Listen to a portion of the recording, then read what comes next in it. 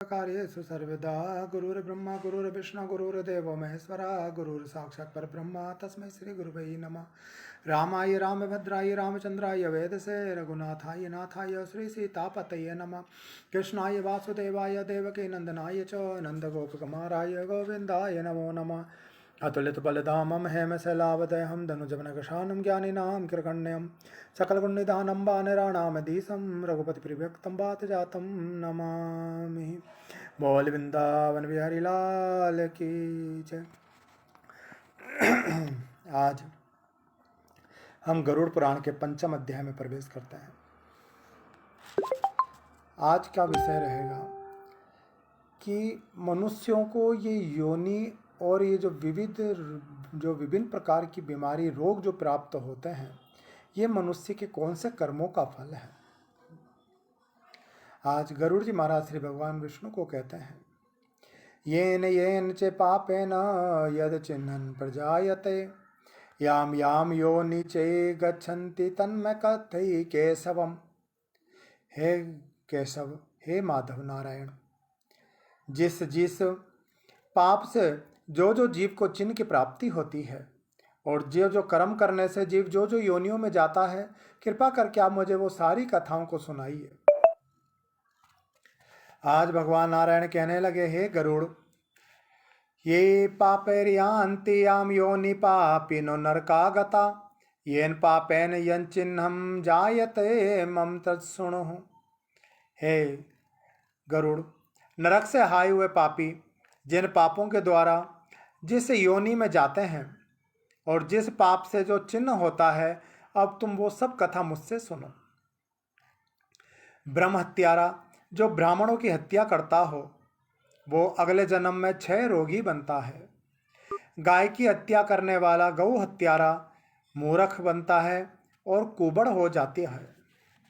कन्या की हत्या करने वाला जीव कोढ़ी होकर जन्म लेता है और ये तीनों पापी अंत में चंडाल की योनि को यानी नीच योनि को प्राप्त होते हैं। स्त्री की हत्या करने वाला तथा गर्भपात कराने वाला या गर्भ की हत्या करने वाला, भ्रूण हत्या करने वाला भिली यानी नीच शूद्र होकर जन्म रोगी हो जाता है। अपनी स्त्री को त्याग करके पर नारायण पर स्त्री का संगम करने वाला जीव अगले जन्म में नपुंसक योनि को प्राप्त होता है और गुरु की पत्नी के साथ भोग करने वाला अगले जन्म में चरम रोगी बन जाता है। मांस का भोजन करने वाला जो जीव को काट कर मांस को खाता है, वो अंग से शरीर से लाल रंग का होता है और दारू मदिरा पीने वाले के दांत काले होते हैं। लाल चर्म बक्ष अभ्यक्ष भक्षण करने वाला ब्राह्मण महोदर रोगी होता है। जो दूसरों के दिए बिना मिष्ठान को खा जाता है, उसे गले में गंडमाला रोग यानी गंड रोग हो जाता है। श्राद्ध में अपवित्र भोजन ब्राह्मणों को कराने वाला श्वेत कुष्ठ यानी सफेद दाग वाला प्राह हो जाता है। गर्व से गुरु का अपमान करने वाला मनुष्य या गुरु की आज्ञा नहीं मानने वाला मनुष्य अगले जन्म में मृगी रोग को प्राप्त करता है। वेद शास्त्र की निंदा करने वाला, भागवत गीता आदि का अपमान करने वाला जीव अगले जन्म में पांडु रोगी रोग को प्राप्त करता है। झूठी गवाही देने वाला, पैसे लेके दूसरों के ऊपर झूठा आरोप लगाने वाला गूंगा हो जाता है। पंक्ति भेद करने वाला काना हो जाता है। विवाह में विघ्न डालने वाला व्यक्ति जो किसी के विवाह में विघ्न डालता हो, विवाह हो रहा हो और उसमें अपशुगन कर दे, वो ओष्ठ रहित यानी होठों के बिना हो जाता है। पुस्तक चुराने वाला जन्मांध यानी जन्म से ही अंधा हो जाता है। गाय और ब्राह्मणों को पैरों से मारने वाला लूला लंगड़ा हो जाता है। झूठ बोलने वाला हकलाकर बोलता है यानी तोतला बोलता है या अटक अटक के बोलता है तथा झूठी बात सुनने वाला जीव बहरा हो जाता है।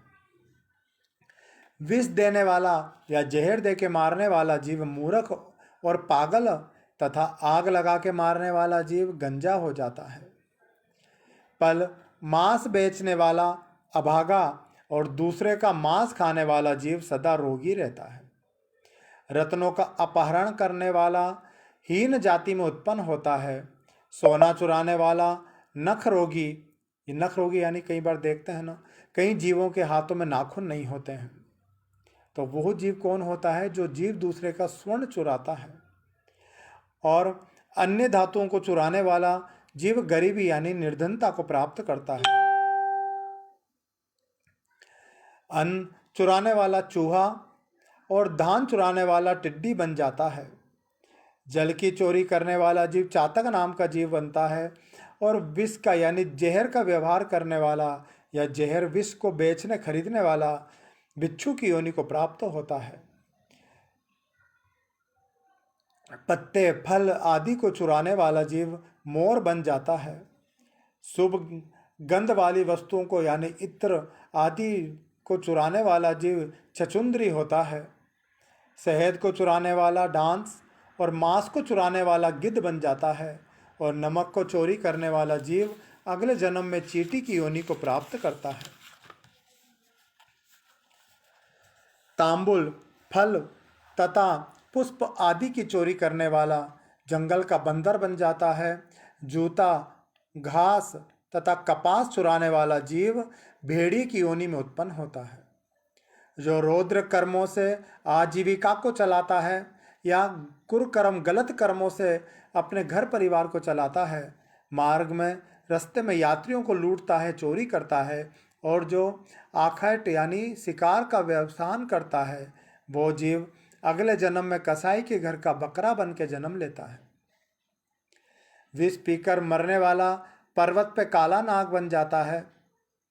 जिसका स्वभाव अमर्यादित हो यानी जो मर्यादा के रहित कार्य को करता है, वो निर्जन वन में हाथी बन जाता है। बलि वैश्वदेव न करने वाला तथा सब कुछ खा लेने वाला जीव ब्राह्मण क्षत्रिय वैश्य और बिना परीक्षण किए भोजन करने वाला जीव निर्जन वन में व्याघ्र बनकर जन्म लेता है।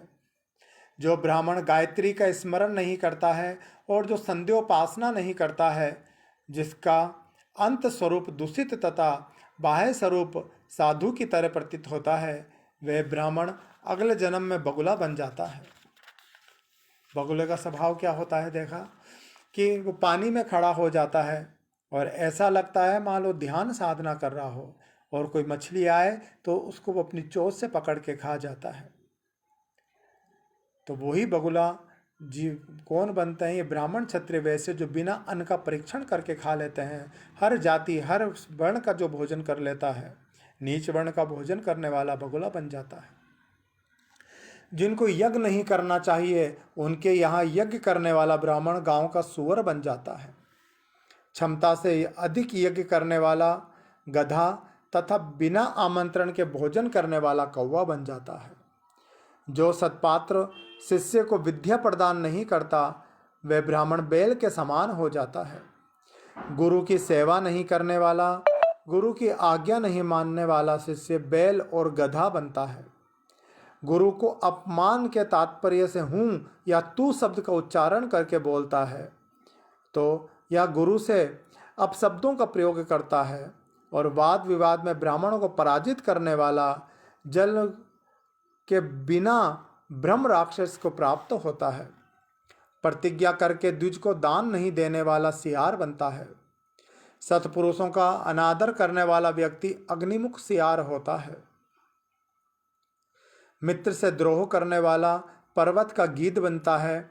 और क्रय विक्रय में व्यापार में धोखा देने वाला जीव उल्लू की योनि को प्राप्त हो जाता है। वर्ण आश्रम की निंदा करने वाला वन का कपोत बनता है। आशा को तोड़ने वाला और स्नेह को नष्ट करने वाला, द्वेषवश स्त्रियों का परित्याग कर देने वाला चकोर की योनि को प्राप्त करता है। माता पिता गुरु से द्वेष करने वाला तथा बहन और भाइयों से शत्रुता रखने वाला हजारों जन्मों तक गर्भ में या योनि में नष्ट होता रहता है। कई बालक होते हैं ना, जो गर्भ में ही 1-2 महीने में गर्भ नष्ट हो जाता है, तो ये वही जीव बनता है जो अपनी माता पिता गुरु भाई बहन से वैर करता है। वही बार बार गर्भ में आता है और बार बार गर्भ में ही नष्ट हो जाता है। सास ससुर को अपशब्द कहने वाली स्त्री तथा नित्य घर में झगड़ा कलह करने वाली नारी जल की जोंक बन जाती है और पति की बदसरना करने वाली नारी जूं बनती है। अपने पति का परित्याग करके पर पुरुष का सेवन करने वाली स्त्री चमगादड़ बनती है, छिपकली बनती है अथवा दो मुख वाली सर्पनी बन जाती है। सगोत्र की स्त्री के साथ संबंध बनाकर अपने गोत्र का विनष्ट करने वाला लक्खड़बग्गा और सलकसाही होकर रीछ योनियों में जन्म लेता है। कौन? कि जो जीव अपनी ही गोत्र की स्त्रियों से अपनी ही गोत्र के पुरुष से विवाह कर लेते हैं, वो जीव ही लक्कड़बग्गा, साही आदि की योनियों को प्राप्त करता है। तापसी के साथ व्यभिचार करने वाला कामी पुरुष मरु प्रदेश में पिशाच बनता है और अप्राप्त यौवन से संबंध करने वाला वन में अजगर की योनि को प्राप्त होता है। गुरु पत्नी के साथ गमन करने वाला जीव गिरगिट की योनि को प्राप्त करता है और राजा की पत्नी के साथ गमन करने वाला जीव ऊंट की योनि को प्राप्त होता है और मित्र की पत्नी के साथ गमन करने वाला जीव गधे की योनि को प्राप्त होता है। गोदा कमन करने वाला विष्ठा भोगी सुअर तथा शूद्रगामी बैल बन जाता है। जो महाकामी होता है वह काम लंपट घोड़ा बनता है। किसी के मरना सोच में एकादशा तक भोजन करने वाला कुत्ता होता है। इसीलिए यदि किसी के घर में मौत हो जाए तो 11 दिन तक उस घर का अन्न और जल नहीं पीना चाहिए। जो जीव मरने वालों के घर का अशुच अवस्था में अन्न और जल को पी लेता है, वो जीव अगले जन्म में कुत्ते की योनि को प्राप्त हो जाता है। देव द्रव्य भोक्ता देवलग ब्राह्मण मुर्गी की योनि को प्राप्त होता है। जो देवताओं के नाम पर जीव को ठगता है, देवों के नाम से कुकर्म करता है, वो जीव मुर्गा बन जाता है। जो ब्राह्मण धर्म दिव्यार्जन के लिए देवता की पूजा करता है वह देवलक हो जाता है। अर्थात जो मात्र पैसों के लिए ही भगवान की सेवा पूजा यजमान के कर्म को करता है, वो जीव ही अगले जन्म में देवलक बनता है। वह देव कार्य तथा पितृ कार्य के लिए निंदनीय है। ब्राह्मणों को इसीलिए सबसे बड़ा गुण संतोष का होना चाहिए। जजमान जो दे दे उसी में ब्राह्मणों को संतोष करना चाहिए। लेकिन जजमानों को भी ब्राह्मणों को उनकी कर्म के अनुसार दान दक्षिणा करनी चाहिए। महापातक के प्राप्त अत्यंत घोर एवं दारुण नरकों को भोग प्राप्त करके महापातकी की व्यक्ति कर्म के क्षय होने पर पुनः इस मृत्यु लोक में जन्म लेता है। ब्रह्म हत्यारा गधा, ऊंट और भैंसे की योनि को प्राप्त करता है तथा सूरापान करने वाला भेड़िया, कुत्ता और सियार की योनि में जाता है। स्वर्ण चुराने वाला कीट, पतंग आदि की योनि को प्राप्त होता है और गुरु पत्नी के साथ गमन करने वाला तृण, गुल्म तथा लता को प्राप्त होता है। पर स्त्री का हरण करने वाला, धरोहर का हरण करने वाला तथा ब्राह्मण के धन का अपहरण करने वाला ब्रह्म राक्षस बन जाता है। ब्राह्मण का धन कपट स्नेह से खाने वाला 7 पीढ़ियों तक अपने कुल का विनाश करता है और बलात्कार तथा चोरी के द्वारा खाने पर जब तक चंद्रमा और तारों की स्थिति होती है तब तक वह अपने कुल को ही अग्नि में जलाता रहता है। लोहे और पत्थर के चूर्ण तथा विष को व्यक्ति पचा सकता है, पर तीनों लोकों में ऐसा कौन व्यक्ति है जो ब्राह्मण के धन को पचा सके। ब्राह्मण के धन से पोषित की गई सेना तथा वाहन युद्ध काल में बालू से बने सेतु के समान नष्ट हो जाते। जैसे मिट्टी का कोई पुल बना दें तो वो पुल कब तक रहता है, जैसे वो पुल नहीं टिकता, उसी प्रकार ब्राह्मण का धन का से अपना जीवन को यापन करने वाला जीव भी नष्ट हो जाता है। देव द्रव्य का उपभोग करने वाला अथवा ब्रह्म स्वरूप हरण करने से या ब्राह्मण का अतिक्रमण करने से कुल पतित हो जाता है, यानी उसके कुल का विनाश हो जाता है। अपने आश्रित वेद शास्त्र परायण ब्राह्मण को छोड़कर अन्य ब्राह्मणों को दान देना अतिक्रमण कहलाता है। अर्थात जो ब्राह्मण आपके दिए हुए दान का प्रयोग करे, जो ब्राह्मण शास्त्र को जानता हो, शास्त्र अनुसार ही आपके दान को स्वीकार करे, उसी जीव को दान करना चाहिए। उसके अलावा यदि दान करते हैं तो उसी को अतिक्रमण कहा जाता है। वेद वेदांग के ज्ञान से रहित ब्राह्मण को छोड़ना अतिक्रमण नहीं कहलाता। तो दान उसी को करें जो वेद वक्ता हो, जो शास्त्र वक्ता हो, क्योंकि जलती हुई आग को छोड़कर भस्म में आहुति कभी नहीं दी जाती है। हे गरुड़, ब्राह्मण का अतिक्रमण करने वाला व्यक्ति नरकों को भोगकर जन्म जन्म तक गरीबी दरिद्रता को प्राप्त करता है। वो कभी दाता नहीं बनता है, बल्कि सदा भिखारी बन के ही मांगता रहता है। अपने द्वारा दी हुई अथवा दूसरे तुम्हारी याद में मोहन न हमको नींद आती है। ये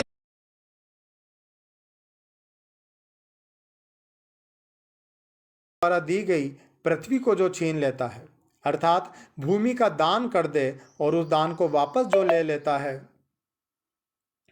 वह 60,000 वर्षों तक विष्ठा का कीड़ा होकर विष्ठा को ही खाता है। जो जीव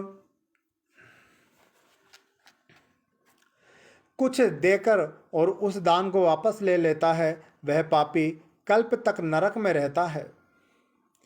जीविका का अथवा भूमि का दान देकर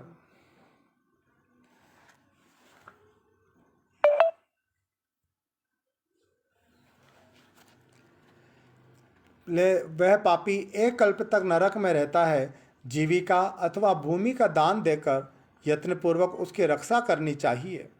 जो रक्षा नहीं करता और उसको हर लेता है, वो ही जीव अगले जन्म में पंगु यानी लंगड़ा कुत्ता बन जाता है। ब्राह्मणों को आजीविका देने वाला व्यक्ति 1,00,000 गौदान को प्राप्त करता है, अर्थात जो ब्राह्मणों को काम देता है, उसकी आजीविका चलाता है या उसके घर परिवार की जिम्मेदारी ले लेता है, वो जीव लाखों गायों के दान के फल को प्राप्त करता है। ब्राह्मण की वृत्ति को हरण करने वाला बंदर, लंगूर और कुत्ता बन जाता है।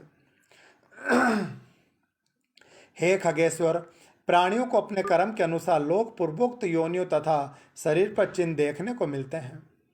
इस प्रकार पाप करने वाला जीव नारकी यातनाओं को भोगकर अविष्ट पापों को भोगने के लिए इन पूर्वोक्त योनियों को प्राप्त करता है। इसके बाद हजारों जन्मों तक पशु पक्षी का शरीर प्राप्त करके वह बोझा ढोने आदि कार्यों से दुख प्राप्त को करता है। फिर पक्षी बनकर वर्षा, शीत, धाम से दुखी होता है। इसके बाद अंत में जब पुण्य और पाप बराबर हो जाते हैं, तब वो जीव मनुष्य की योनि को प्राप्त होता है। स्त्री पुरुष संबंध गर्भ से उत्पन्न होकर गर्भ लेकर मृत्यु के उपरांत तक दुख को प्राप्त करके फिर मर जाता है। इसी प्रकार सभी प्राणियों को जन्म और विनाश होता रहता है। यह जन्म मरण का चक्र चारों प्रकार के सृष्टि में चलता रहता है। मेरी माया से प्राणी घटी यंत्र की भांति ऊपर नीचे की योनियों में भ्रमण करता रहता है। कर्म पास से बंधे रहकर कभी वे नरक में और कभी वे भूमि पर जन्म लेता है। दान नहीं देने से प्राणी गरीब हो जाता है, दरिद्र हो जाता है, और दरिद्र होने पर फिर वो जीव पाप करता है। पाप के अभाव में नरक में जाता है और नरक से लौटकर फिर दरिद्र होकर फिर पापी बन जाता है। प्राणी के द्वारा किए गए शुभ और अशुभ कर्मों का फल भोग उसे अवश्य ही भोगना पड़ता है, क्योंकि सैकड़ों कल्पों के बीत जाने पर भी बिना भोग के कर्म फल का नाश नहीं होता है। इसीलिए जीव को कभी भी पर वस्तुओं को हरण नहीं करना चाहिए, कभी गुरु ब्राह्मण की वस्तुओं को हरण नहीं करना चाहिए, पर स्त्री पर पुरुष, गुरु पत्नी, राजपत्नी का कभी भोग नहीं करना चाहिए। जीव का सबसे बड़ा गुण होता है संतोष। जीव को सदा अपने कर्मों में संतोष रखना चाहिए। संतोष से बड़ा जीवन में कोई धन नहीं है, कोई संपत्ति नहीं है। इसीलिए सदा जीव को पुण्य सत्कर्म करते हुए दान धर्म आदि को करना चाहिए। और आज यहीं पे गरुड़ पुराण के 5वें अध्याय को विश्राम करते हुए बोली वृंदावन बिहारी लाल की जय।